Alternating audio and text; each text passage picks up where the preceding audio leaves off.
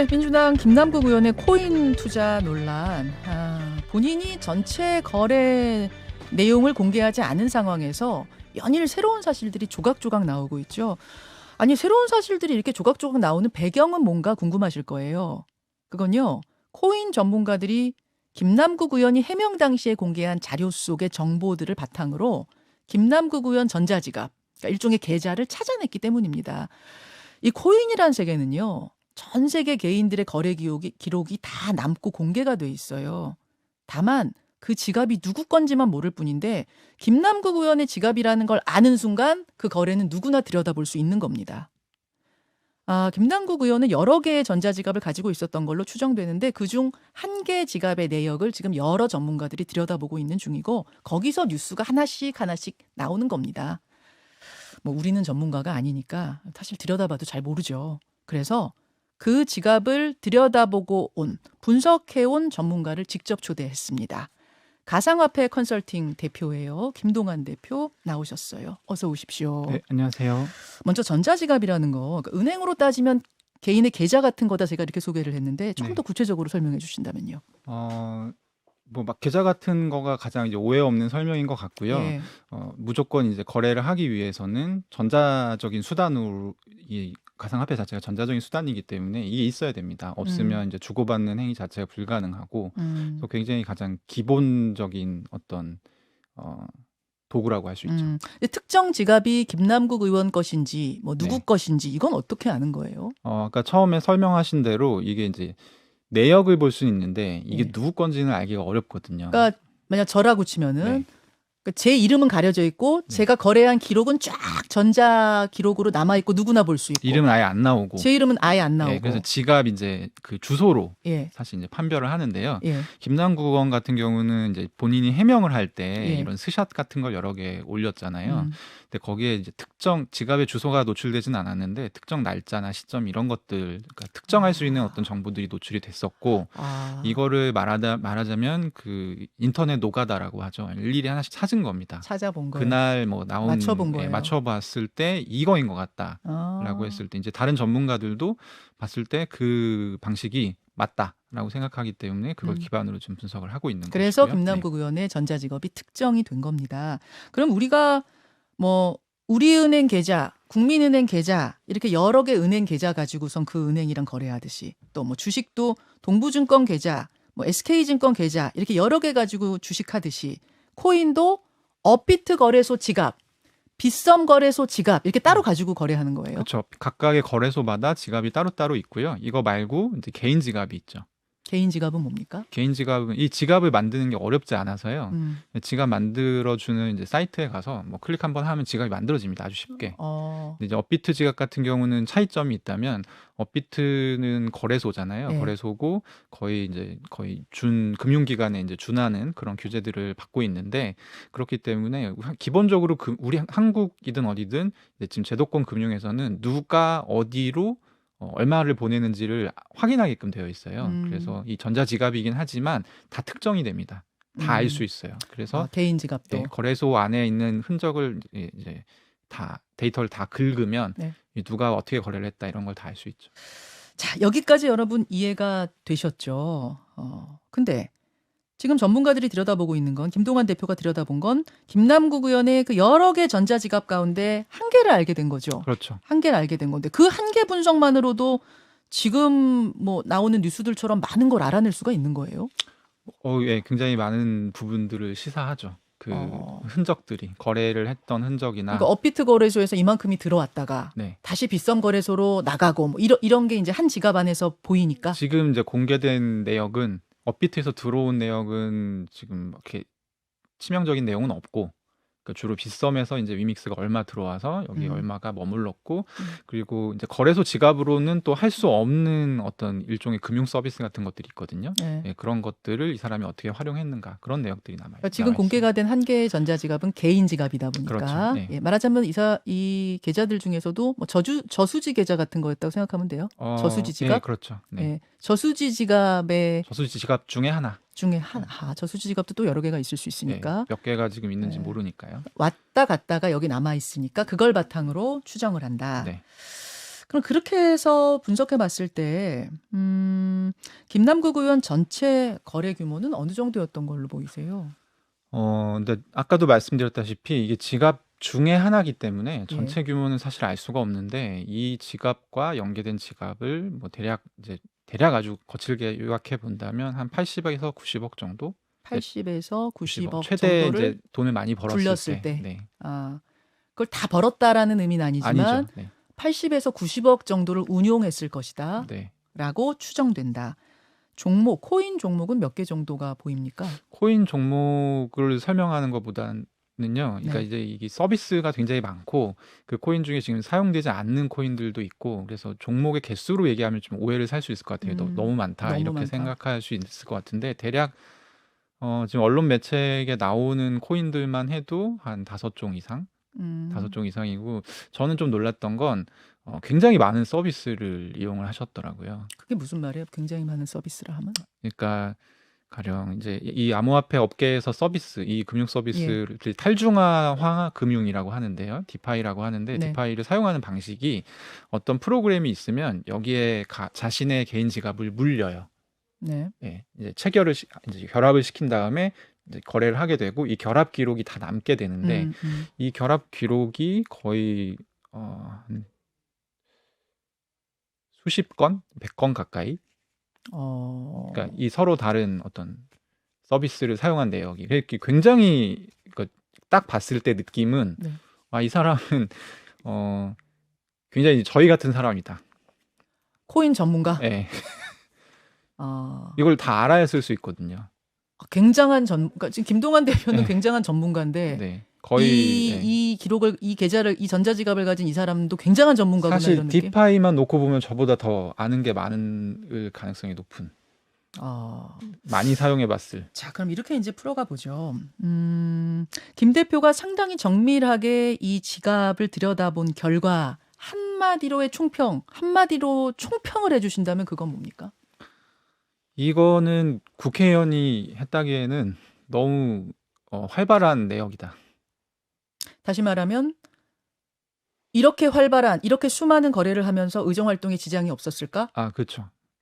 불가능이라고 할 수는 없는데 왜냐하면 이제 보면은 대부분의 내역이 주말에 좀 많이 몰려 있는 경향이 있고요. 이게 김남국 의원이 평소에 이제 미디어에 노출된 이미지가 뭔가 알뜰하고 열심히 하는 뭐 이런 이미지가 조금 있잖아요. 네. 그래서 이게 아예 불가능하다고 얘기할 수는 없겠지만, 근데 뭐 이 흔적이 남은 시간을 보면 거래한 시간이 대부분 뭐 새벽, 오밤중 뭐 이렇거든요. 예. 그래서 이렇게 하면서 의정 활동을 할 수 있었을까 하는 생각은 강하게 들죠. 80, 90억 굴리는 상황이면 저는 사실은 뭐 이제 가상화폐를 직접 안 해봐서 네. 뭐 제가 질문 드리는 겁니다만 이러면은 이게 순식간에도 막 1, 2억이 그럼 왔다 갔다 하는 거잖아요. 그렇죠. 그렇죠? 그럼 이 폰을 손에서 과연 놓을 수 있을까? 그러니까 저도 이제 그 얘기를 많이 했었는데 원래 돈이 많던 사람은 잘 합니다. 이 폰을 안 보고 잘 하는데 네. 김남국 의원 같은 경우는 이제 재산 공개 내역을 보면 뭐 많아야 10억 정도였잖아요. 근데 이런 사람들이 갑자기 재산이 10배가 불어나고 뭐 하루에도 막 1억 뭐 5천만 원이 왔다 갔다 하는 상황이면 사실 폰을 손에서 놓기 힘들죠. 자, 지금 주로 새벽에 거래한 것들이 많더라. 밤중에 거래한 게 많더라 하셨는데 어제 보도된 내용을 보면 회의 중에 거래한 기록도 있었다. 네. 김 대표도 그것들을 좀 확인하셨습니까? 회의 중에 거래한 내용들? 보도가 대략 이제 3개 정도가 나왔던 것 같은데요. 저는 이제 이 내용을 직접 다 확인하지는 못했고, 네.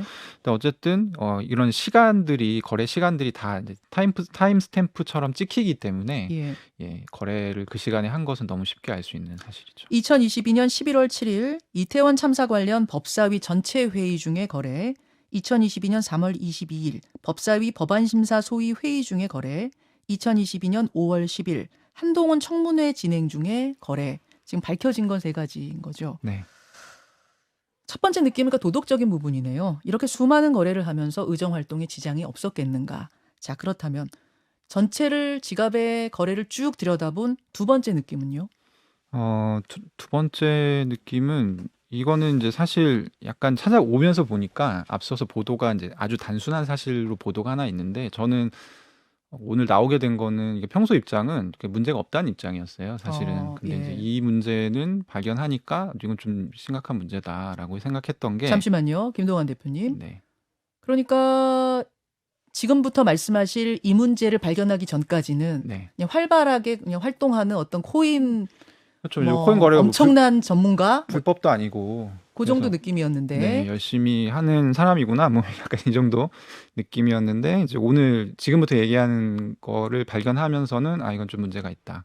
자, 지금부터 얘기하는 거는 김동완 대표가 발견한 새로운 내용인데 어떤 겁니까? 이것도 이제 지갑에 있는 내용인데요. 이분이 클레이페이라는 이제 투자를 하셨어요. 근데 클레이페이는 사실 지금도 유명하지 않고 당시에도 유명하지 않은 코인입니다. 클레이페이라는 코인이 있어요. 네, 클레이페이라는 이제 암호화폐가 있는데 예. 그게 김남국 의원이 이제 여기에 한 30억 정도를 투자를 했거든요. 작년 2월 15일에. 이건 기록을 지금 보신 거죠? 네, 그렇죠. 예. 15일에 투자를 했고 제가 이제 찾아봤는데 클레이페이라는 코인 자체가 이제 설계된 거. 예. 출시가 아니라 설계. 네. 설계된 날짜가 1월 17일이에요. 그 해.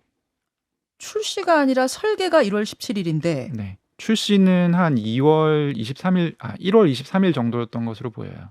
그러면 인터넷 검색을 해보면 이제 내역들이 나오는데 예, 근데 김남국 의원이 매수한 게 2월 15일 얼마를요?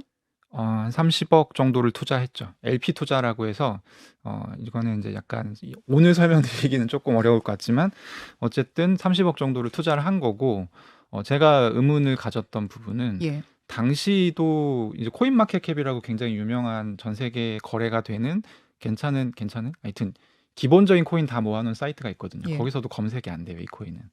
어. 그만큼 마이너한 코인인데 예. 30억이면 이제 제가 파악하기로는 이 사람이 가장 돈을 많이 벌었을 때의 30% 이상의 이제 비중이잖아요. 예. 여기 굉장히 큰 비중을 여기다가 넣는 거는 누가 봐도 합리적이지 않다. 이건 설명이 안 된다. 1월 17일에 설계가 돼서 네. 1월 23일 날 출시가 된 전문가들도 모르는 어떤 코인에 지금도 사람들이 잘 모르는 그 코인에 그렇죠. 김남국 의원은 2월 15일에 30억을 매수, 네. 소위 몰빵 네. 했다. 더 이제 좀 심각한 거는 결국에 이 코인 잘 안 됐어요. 망했는데. 네. 그래서 이제 손해를 봤다. 뭐 이 정도로 지금 언론에는 알려져 있는데 예.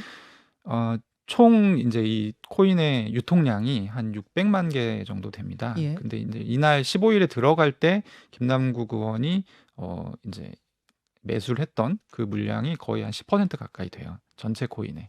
그래서 이제 LP라는 거는 이제 보통 거래소에서는 이제 유동성 공급을 거래소가 하지 않습니까? 업비트나 비썸 같은. 근데 탈중앙화 거래소에서는 유동성 공급자가 없기 때문에 네. 말하자면 이제 중개자 역할을 본인이 하는 거죠. 자기가 개인 중개자. 예, 자기가 두 종류의 코인을 사서 네. 그걸로 이제 유동성 공급을 하는 걸 LP 투자라고 하는데요. 거래소에서 안 팔리니까. 그렇죠. 예. 거래소에서는 그걸 할 수가 없는 구조니까 탈중앙화 거래소는. 아, 예, 예. 네네. 그래서 여기에서 이제 그런 투자를 할 때 사실 이게 손해가 좀 많이 날 수 있거든요. 예. 러그풀이라고 해서 아예 의도적으로 사기를 치는 사람들도 많고. 근데 여러 가지를 봤을 때 이 시기에 이 금액이 이 코인에 들어간 거는 이상하다. 그리고 지금 현재 우리가 이제 김남국 의원의 지갑이라고 알고 있는 그 클립 지갑에 이 코인의 전체 한 40%가 들어가 있습니다. 근데 지금 이 코인 잘 안 됐다면서요. 네. 그러니까 뭐 폭등하거나 이런 게 아니라면은 그럼 어떤 부분을 보시는 걸까요? 이건 이제 망했으면 모르고 들어갔다가 이런 거 아니야? 뭐 이런 생각이 들 수도 있는 거. 이거는 이제 저만 이런 생각 할 수 있으니까 예. 어제 같이 얘기했던 친구들하고도 이제 좀 얘기 나눠봤는데 예. 아무리 좋게 봐줘도 이건 지인한테 사기당한 거다. 지인한테 사기. 예. 그러니까 이 초기에 들어간 거잖아요. 한 달도 안 돼서. 예. 그렇다고 하면 이제 뭐 아는 사람이 예. 이거 확실하니까 사라. 여기서 LP 투자를 하세요라고 아마 얘기를 했을 가능성이 높고. 예. 예. 그게 아니면 그게 아니면 이제 같이 사업을 했을 가능성이 있죠. 이 코인을 그럼 클레이페이라는 이 코인의 업자로부터 사기당해서 잘못된 정보로 예, 들어갔거나 잘못된 투자를 했거나 그래서 해서 손해를 망했거나, 봤거나 예, 이게 아니면 가장 같이 개발했거나. 그렇죠. 이건 이제 전문가들의 추정입니다, 여러분. 뭐 이것이 뭐 수사가 되거나 그런 건 아니고요. 이제 이 코인 전문가들 여럿이 머리를 맞대고 어떻게 이런 투자가 가능했을까에 대해서 추정한 내용을 드린 거라는 걸 다시 한번 말씀을 드리고 여기 이제 좀 덧붙여서 얘기를 드리고 싶은 부분인데 잠깐 얘기해도 괜찮을까요? 자, 1부 시간이 지금 한 얼마 남았습니까? 1분 정도 남았군요. 예, 조금 더 얘기하고 2부로 넘기겠습니다. 말씀하십시오. 네, 이거는 사실 이 코인이 설계 내용을 보면 그 테라 있잖아요. 테라를 만들었던 권도영 대표가 이전에 테라 만들기 전에 만들었던 코인이 있습니다. 베이시스 캐시라는 코인인데 예. 그 코인하고 설정이 거의 똑같아요. 그래서 제가 생각할 때는 테라가 그때 되게 잘 나가던 시기였거든요. 예. 그래서 테라를 만들었던 사람의 전작품, 그러니까 테라의 전신과 똑같은 컨셉의 한국형 어떤 코인이죠. 이게 클레이튼이라는 게 클레이가 굉장히 한국에서 이제 유명했던 블록체인이기 때문에 예. 그래서 이건 무조건 잘 될 거다라는 얘기가 있어서 아마 투자했을 가능성도 있을 것 같아요. 그럼 이것도 그 테라 루나 스타일의 뭐가 있었잖아요. 저희 이름이 알고리즘 생각나네. 스테이블 예, 코인입니다. 이것도 알고리즘 스테이블 코인이에요. 네. 권도영 스타일이랑 똑같은 거예요? 네, 권도영 씨가 이제 예전에 참여했던 실제로 예. 그렇게 알려져 있는 코인과 같은 스타일입니다. 자, 1부 여기서 마무리하고 2부로 조금 더 이어가야겠네요. 잠시만요. 김동환 대표. 전자지갑 거래 기록을 쭉 들여다보고 발견한 특이점, 세 번째 특이점은 뭘까요?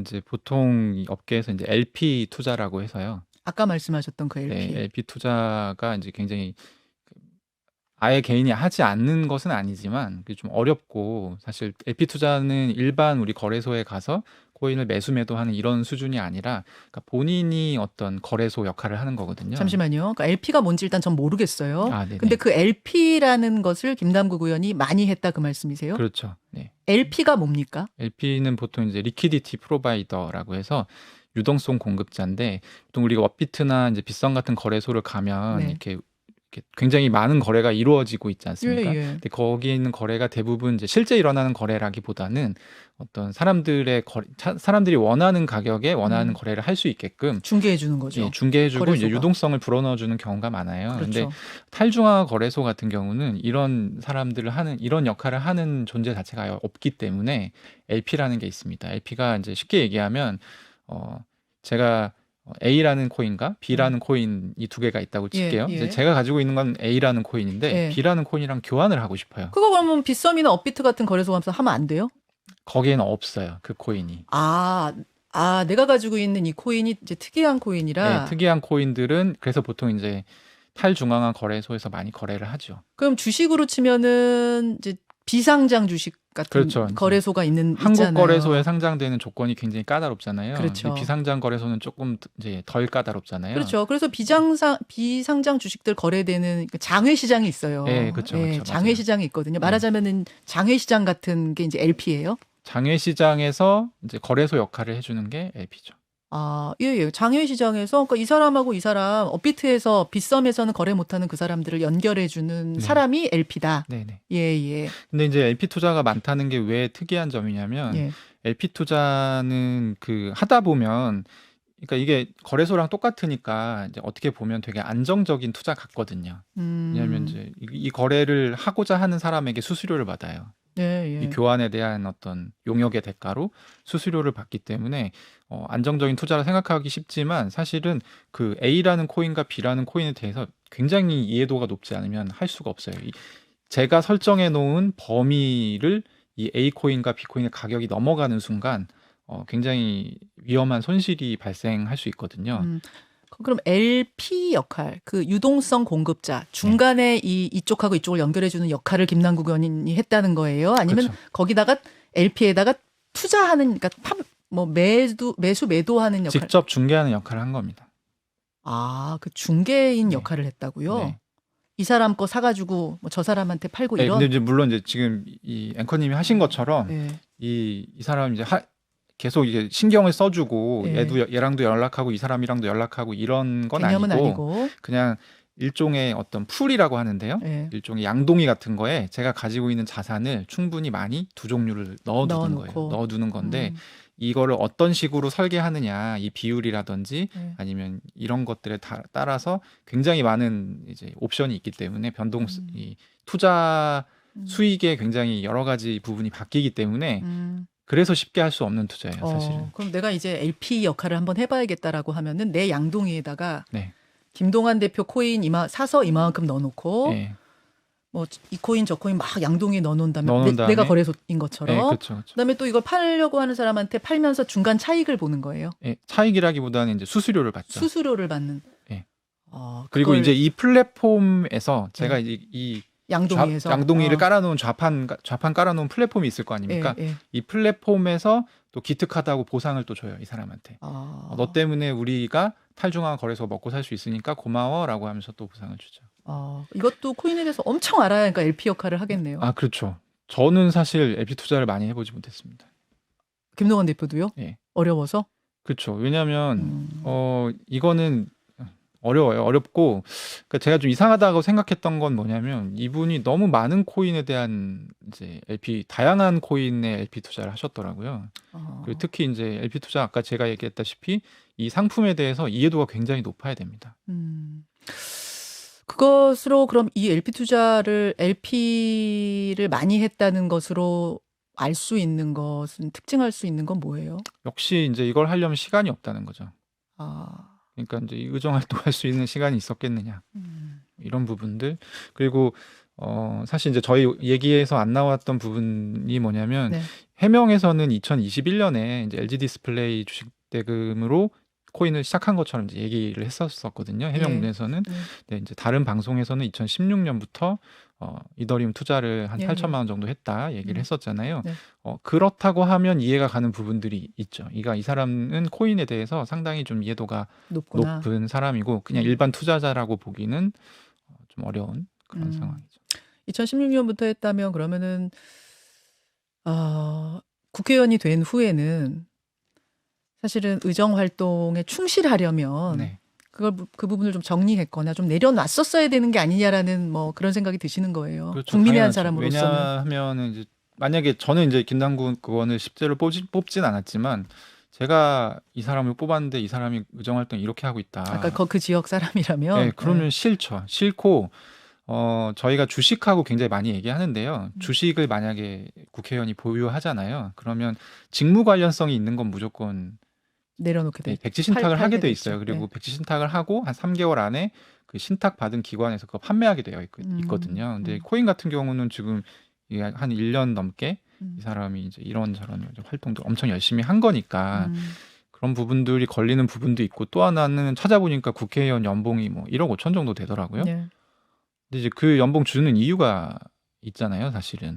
근데 어쨌든 뭐 투자 수익은 누구나 자본주의 사회에서 추구할 수 있는 거긴 하지만 좀 과했던 거 아닌가 하는 생각은.